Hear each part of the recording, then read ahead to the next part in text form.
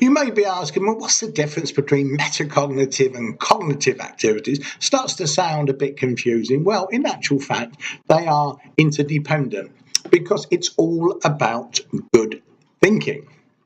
So let's pan this out a little bit and see what the practical implications are and what we can do to make a difference to student learning. Well, the big difference is this.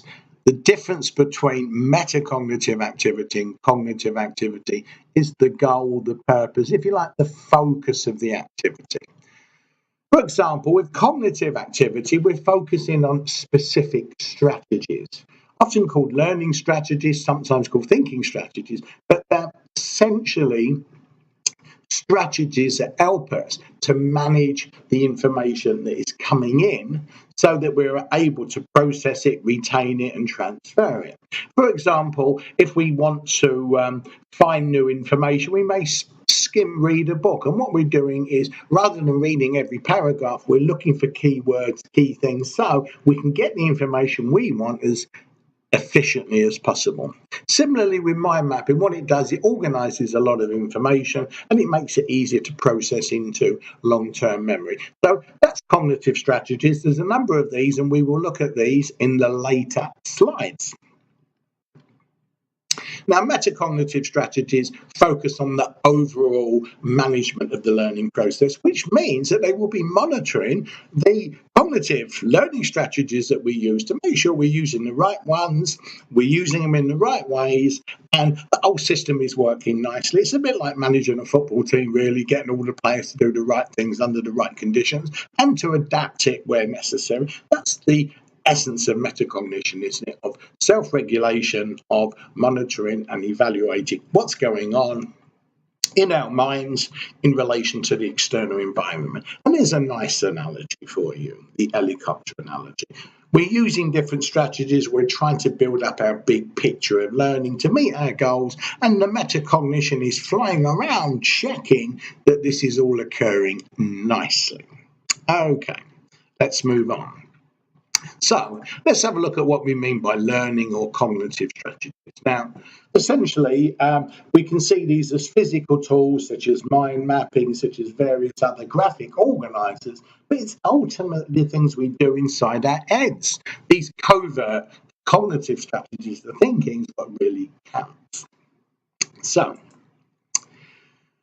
what's important is there's many types of learning strategies. So you pick those strategies that relate to what you're trying to learn in a particular time and place. For example, if you're trying to gather information, you'll be using those strategies that will bring information together, of which skim reading is one of those. If you're putting the information into organized structures to process, to put into your long-term memory system, that's when you typically will use diagrams. And to make sure that you have cemented it in long-term memory, that's when you start doing visualization, subvocalization, basically building those neural networks to keep the information in your long-term memory. There's what I've just basically said, just to reinforce it. I hope it's all becoming clear. Now, in the next couple of slides, we're just going to look at some examples. Now, don't worry about memorizing these now. You can actually download these. But what it does, this is a strategy evaluation matrix. It's adapted from the work of Schroer. And as you can see on the left-hand side, there's different types of learning cognitive strategies that we can use. And again, how to use them, when to use them, and purpose.